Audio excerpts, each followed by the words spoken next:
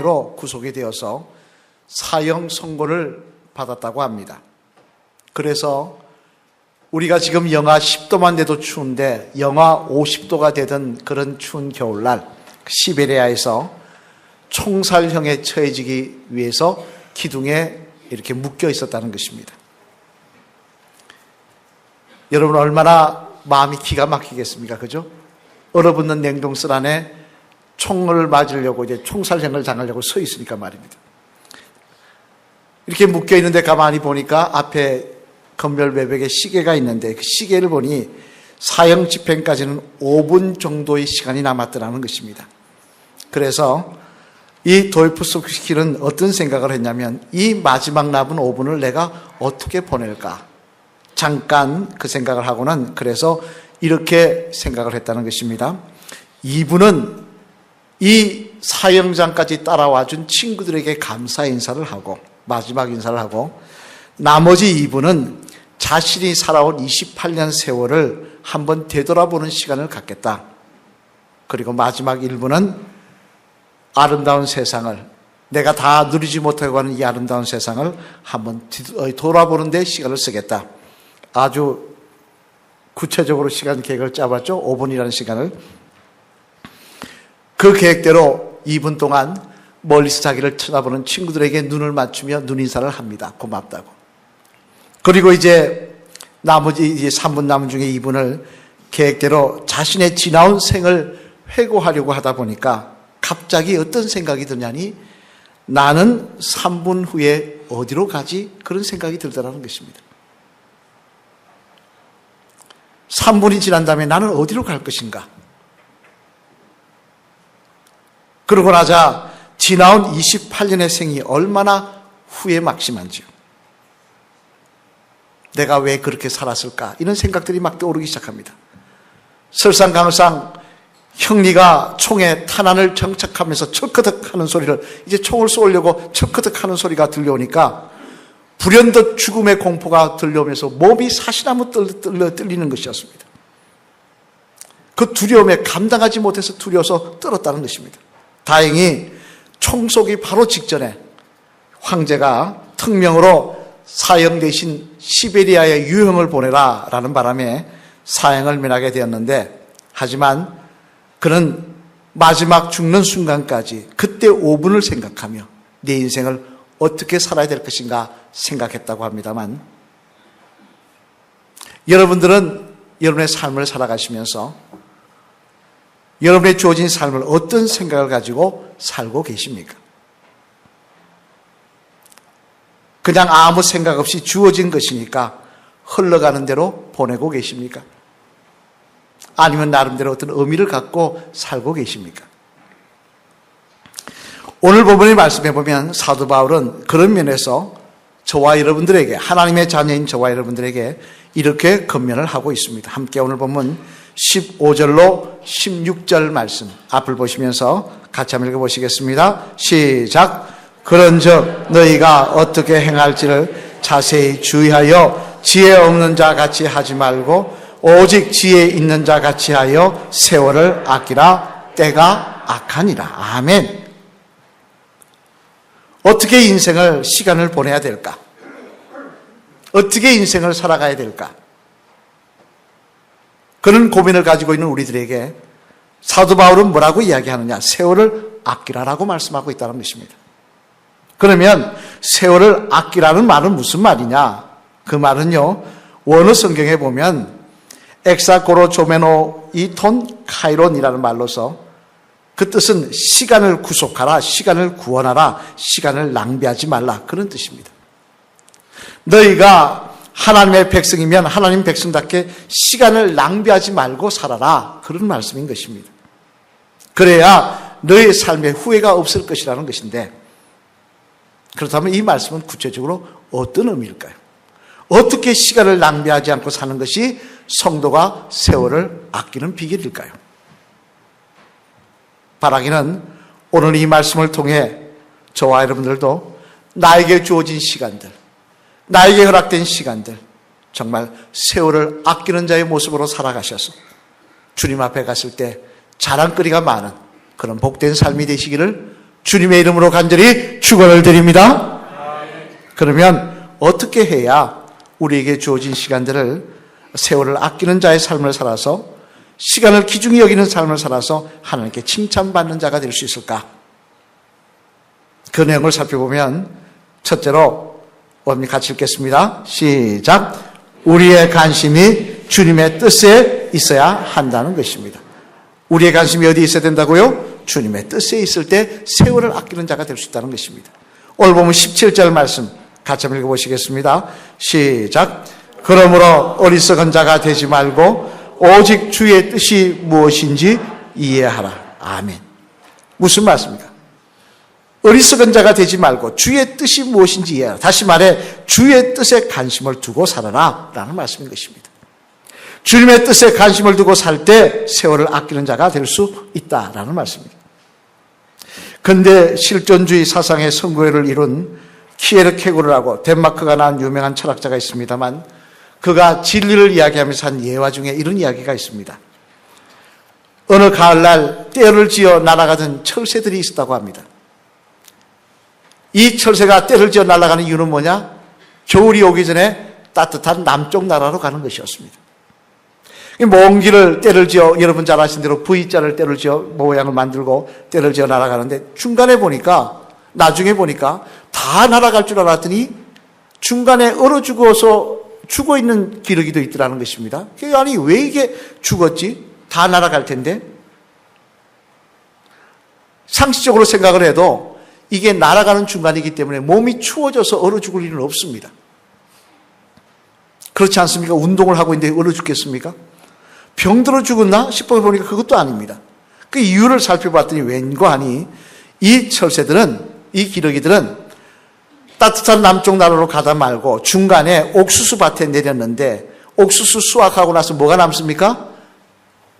나달이 떨어진 게 남지 않습니까? 그거 주워 먹느라고, 그거 주워 먹는데 정신이 팔려서 날아가지 않고 있다가 날씨가 추워지니까 꼼짝 못하고 얼어 죽었다는 것입니다.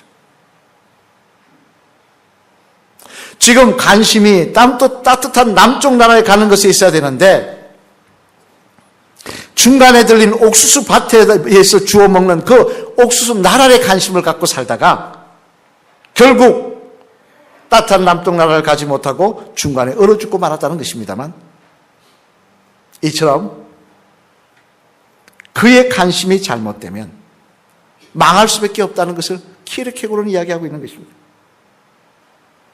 이런 믿음의 성도도 마찬가지입니다. 관심이 잘못되면 망할 수밖에 없는 것입니다. 당장 사무엘상 15장에 보면요, 여러분 잘 아시는 대로 사울왕이 하나님의 명하신 명령에 따라서 아말렉과 전쟁을 하는 내용이 기록되어 있습니다. 그런데 재미난 사실은 아말렉과 전쟁을 하고 나서 하나님께서 사울왕을 축복하시느냐, 하나님 명령대로 전쟁을 이룬 사울왕을 축복하시느냐, 그건 아니더라는 겁니다. 오히려 사울왕을 저주하며 내가 망할 것이라고 이야기하고 있더라는 것입니다. 이유가 뭡니까? 사울왕이 열심히 싸우지 않았습니까? 게으름 피우고 군대를 소집하지도 않고 적당히 했습니까? 그건 아니더라는 겁니다.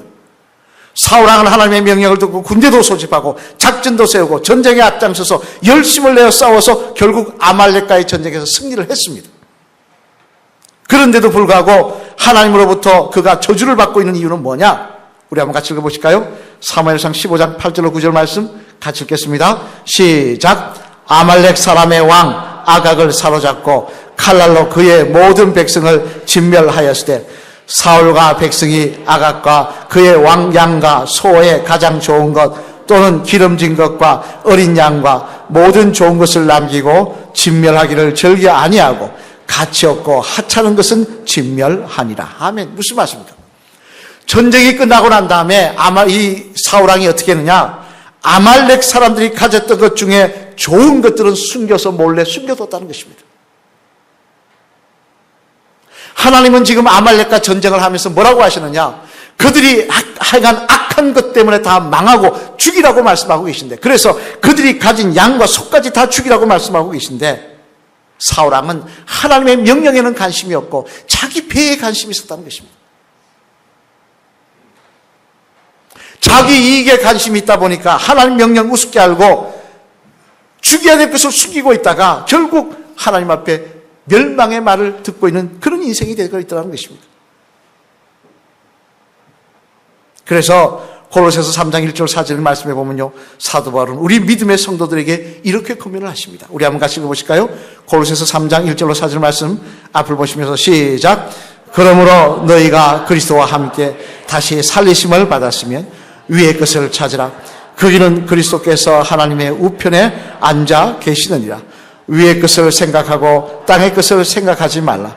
이는 너희가 죽었고 너희 생명이 그리스도와 함께 하나님 안에 감추었습니다. 우리 생명이신 그리스도께서 나타나실 그때 너희도 그와 함께 영광 중에 나타나니라. 아멘. 무슨 말입니까? 성도는 어떤 사람이냐? 비록 이 땅에 살고 있지만 땅의 것만 관심을 가지고 살아가는 사람이 아니라 하늘의 것에 관심을 가지고 사는 사람이라는 것입니다. 하나님의 뜻이 무엇이며 하나님이 기대하시는 것이 무엇인지 관심을 가지고 사는 사람이라는 것입니다. 그런 사람이 그리스도께서 영광 중에 이 땅에 임하실 때 함께 그 영광에 참여할 수가 있다는 것입니다. 여러분, 우리 모두가 다 올 한 해 열심히 살았습니다. 우리 한국 사람, 외국 사람들이 와서 보면 놀라는 것은요, 어떻게 저렇게 인생을 열심히 살 수 있냐. 외국 사람들은 100이라 그러면 한 80 정도 사는데 우리는 120%를 활용하며 살고 있습니다. 하지만 생각해 봐야 될 것은 우리가 그렇게 열심히 살았는데 무엇을 위해서 열심히 살았는가를 한번 돌아봐야 될 것입니다. 바쁘다 하면서 정작 바빠야 할 일에는 소홀한 것이 아닌지 우리들은 우리 자신을 돌아봐야 된다는 것입니다. 종교계획자인 마틴 루터는요, 종교계획을 다 이루고 난 다음에 그 일을 수습하느라 눈코 뜰 새 없을 때 그가 뭐라고 한지 아십니까? 그는 이렇게 고백합니다. 나는 너무 바쁩니다. 눈코 뜰 새 없이 바쁩니다. 그래서 나는 더 기도합니다. 내가 더 바쁘기 때문에 더 하나님과 가까이 한다는 것입니다. 더 바쁘기 때문에 하나님의 뜻을 묻는다는 것입니다. 여러분, 세월을 아낀다는 것은 그냥 시간을 낭비하지 않는다는 것이 아닙니다. 세상 사람들처럼 나에게 주어진 1분 1분 귀하게 쓴다는 뜻이 아닙니다. 세월을 아낀다는 것은요, 오늘 나에게 주어진 시간이 무엇인지, 이것이 의미하는 시간이 무엇인지, 하나님 이것을 통하여 하나님 어떤 영광을 받으시려고 하는지, 이 시간들을 통하여 하나님 무엇을 이루려고 하시는지 그것을 생각하며 거기에 집중하여 산다는 것입니다. 우리가 그러한 삶을 살아갈 때 오늘도 나의 삶을 하나님의 말씀에, 하나님의 뜻에, 하나님 영광 받으시고 기뻐하시는 일에 관심을 두고 살아간다고 한다면 시간이 지난 다음 우리가 하나님 만나게 될 때, 주님 만나게 될 때 오늘 내가 심은 하루의 시간들은, 내가 소비한 하루의 시간들은 주님 앞에 갔을 때 자랑거리가 되고 기쁨이 되고 감사의 조건이 될 줄로 믿습니다. 우리는 바쁘게 살고 있습니다만 내 관심과 내 생각이 어디 있는지 다시 한번 돌아보시고 하나님이 기뻐하신 일에, 정작 그렇게 내가 하나님 영광 위해서 사는 일에 할 시간조차도 없었는지 돌아보시고 기도하시며 전도하시며 하나님 기뻐하신 일에 내 마음과 내 뜻을 두고 살아가셔서 아름다운 열매를 맺어가시는, 세월을 아낄 줄 아는 지혜로운 주의 성도들 되시기를 주님의 이름으로 간절히 축원을 드립니다. 둘째로 또 세월을 아낀다는 말씀 위해서는 어떻게 해야 되느냐, 우리 같이 읽어보시겠습니다. 시작. 세월을 아끼기 위해서는 또한 성령을 충만하게 받아야 한다고 말씀을 하십니다. 세월을 아끼기 위해서는 먼저 뭐라고요? 주님의 뜻에 관심을 두고 살아라. 둘째, 세월을 아끼기 위해서는 성령도 충만히 받아야 된다는 겁니다. 우리 18절 말씀 같이 읽어보시겠습니다. 시작. 술 취하지 말라. 이는 방탕한 것이니 오직 성령으로 충만함을 받아라. 아멘. 이 또한 무슨 말씀입니까? 우리가 세월을 아끼기 위해서는 또 필요한 것이 뭐냐? 성령의 임재의 역사가 있어야 된다는 것입니다. 여러분, 사실 우리가 하나님 영광 위해서 산다고 결심을 할 때가 있습니다만, 말씀을 듣고 나름대로 결심을 합니다만 그 결심이 온전히 유지되며 실행이 됩니까?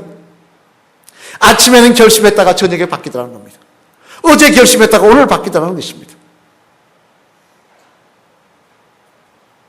내 마음은 원인데 내 육신이 따라주지 않더라는 거예요.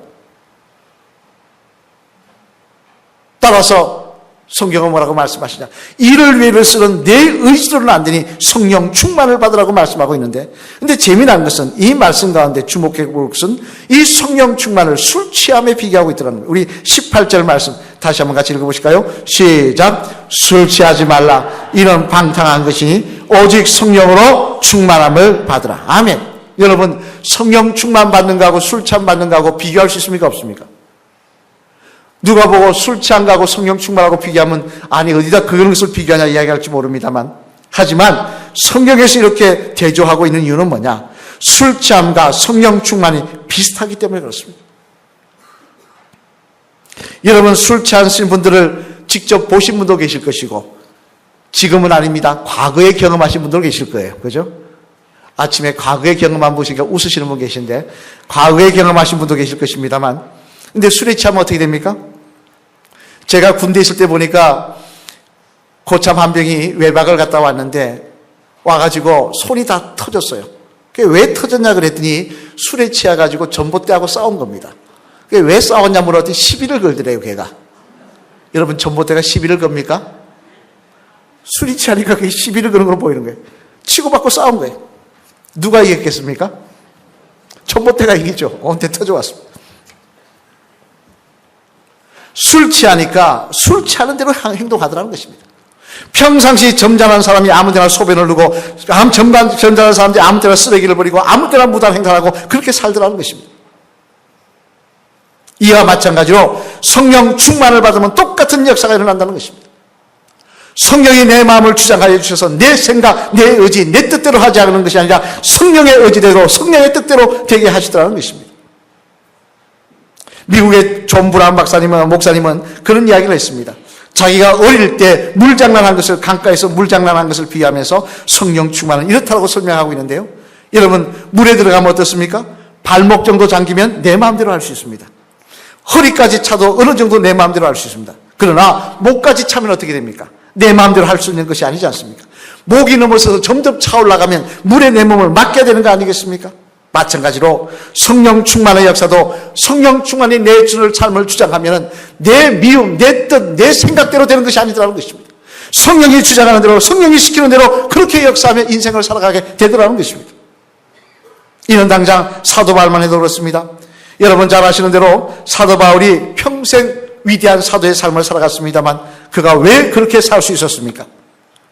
담에서 도상에서 예수님 만났어요. 물론 그것이 그의 인생의 전환점이 되었습니다만 더 중요한 게 있습니다. 우리 한번 같이 읽어보실까요? 사도행전 13장 4절 말씀 같이 읽겠습니다. 시작. 두 사람이 성령의 보내심을 받아 실루기아에 내려가 거기서 배 타고 구브로로 가서. 아멘. 무슨 살았습니까? 사도 바울은 주님 만나고 난 다음에 계속 성령의 주장을 받는 사람이었다는 것입니다. 성령이 가라면 가고 성령이 앉으라면 앉고 성령이 말하라면 말하는 사람이었다는 것입니다. 그에게 그런 간질과 안질 등 그 불편한 몸을 이끌고도 3차에 걸친 위대한 전도의 사역을 감당하며 예수님 전한다고 돌 던지는 사람들 앞에서도 끝까지 예수님을 구주라고 전할 수가 있었던 것입니다. 이는 또한 예수님의 수제자 베드로도 마찬가지입니다. 우리 함께 사도행전 4장 8절 말씀 한번 같이 읽어보실까요? 같이 읽겠습니다. 시작. 이에 베드로가 성령이 충만하여 이르되 백성의 가리들과 장로들아. 아멘. 무슨 말씀입니까? 사내들인 공회에서 한 말입니다만 예수님을 십자가에 못 박으라고 이야기했던 그 사람들 한 달도 안 됐어요. 바로 그 사람들 앞에서 네가 죽인 예수가 구세주라고 말하는 그 베드로, 그가 그렇게 담대히 이야기할 수 있는 이유가 뭐냐? 성령이 그를 주장하였기 때문에 그렇다고 할 수 있었다는 것입니다. 따라서 여러분, 오늘도 저와 여러분들은 성령 충만을 사모하는 모습이 있어야 될 줄로 믿습니다.